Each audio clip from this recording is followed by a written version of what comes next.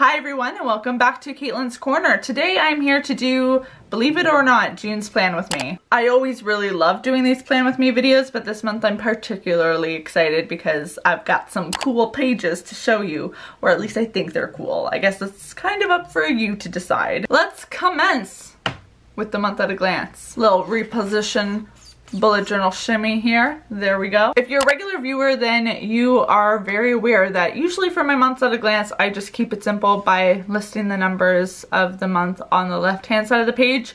But this month I went crazy and I shifted the second half of the month to the right hand side of the page. I know what you're thinking. You're like, Caitlin, oh my god, that is a huge change what you just did there. How are you going to handle this? I'm just playing around, but I just wanted something visually different, and shifting the numbers over seemed like a fun way to do that. Let's proceed to the next two pages. I don't think my monthly tracker has ever looked so different before. I'm only tracking 4 things this month, being up by 8, hydrating, vitamins, and working out. And I gave them each their own mini tracker. There's 30 days in June, so it worked out really perfectly this month. 6 times 5. Boom, boom, boom, boom. We got the mood tracker because I think it was last month I first brought up the idea of a mood tracker because I have seen that around, and many of you guys have told me that you incorporate mood tracking into your bullet journal. I was inspired, so that's what we're doing. It's gonna be that same line graph style that I included in my bullet journaling under 10 minutes video. So if I'm happy, happy, happy, and then I get sad, boom, there we go. Line graph option, as you can see, is great because I'll visually be able to see the dips and highs in my mood. I also really wanted to emphasize the idea of mindful moments this month. This is something I always like to practice, having mindful moments, but because May went by, or felt like it just zoomed by, I realized I needed to be taking time to pause a little bit more, so I have some ideas on how to have mindful moments here, and then each day I will write how I was mindful that day. And for those of you who are wondering, I used the Tombow in the color 703 for the little splashes of color on this page. Let's push forward onto my things to do in Toronto this summer list. As you can see, there's quite a few things I need to get done, or I want to get done. So I thought putting it in list form was probably best so I don't forget anything, and that whenever an idea comes up, I'm able to just jot it down. One of the things on this list I'm particularly emphasizing is well, of course the coffee shops, because I want to go to lots and lots of different coffee shops throughout the city, and I actually just visited 2 with my friend Maddie the other day. It was so much fun.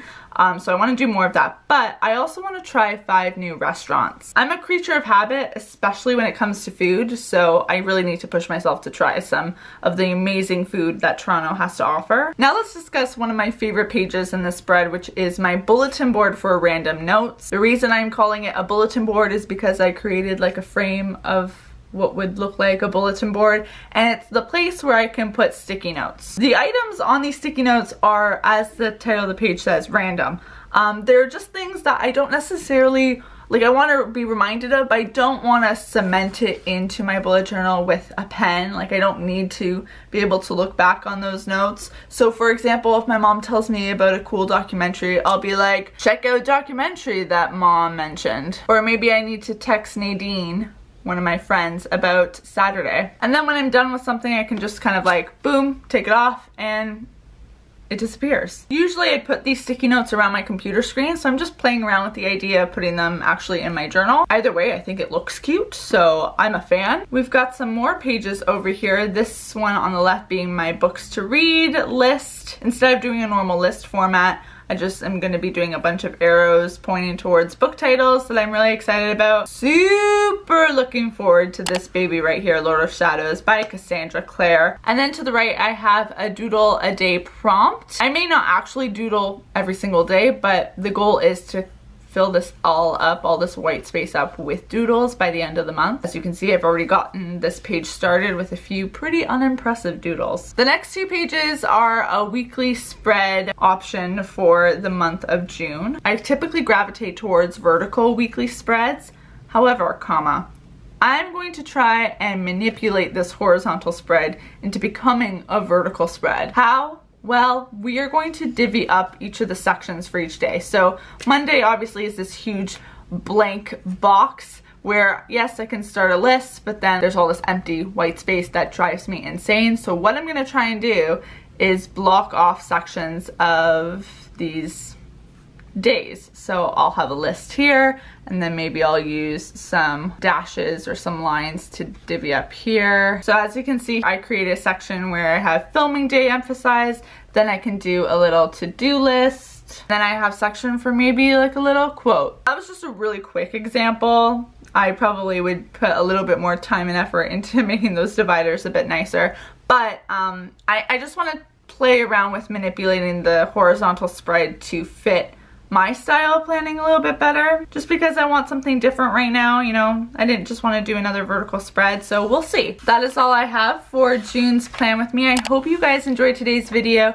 and if you did, be sure to give this video a big thumbs up. Let me know in the comments below any new spreads you're planning on incorporating into your bullet journal in June. And I think that is about it, my friends. I'm really glad that I added some new pages and revamped some oldies that I really love, and I'm trying to play around with doing them a little bit differently. You gotta spice up things every now and then, or else it gets a little bland. We don't like blandness here on Caitlin's Corner. No, we don't. I will see you very soon with a new bullet journal video, and until then, bye everyone! Some people have mic drops, I just have journal closes, journal closings, journal closures. We're gonna work on the name to make it sound a little cooler, but I'm digging it. I see potential. Journal out!